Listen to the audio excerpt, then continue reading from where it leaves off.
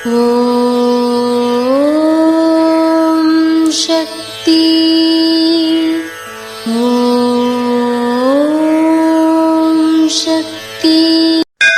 ஓம் சக்தி.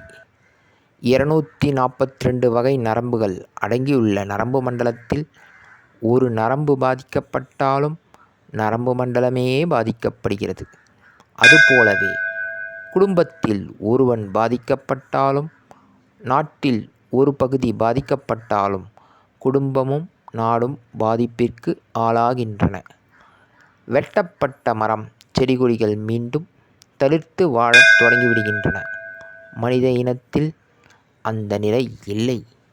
எனவே குடும்பத்திலும் ஒற்றுமை தேவை, நாட்டிலும் ஒற்றுமை தேவை. இது அன்னையின் அருள்வாக்கு. ஓம் சக்தி பராசக்தி.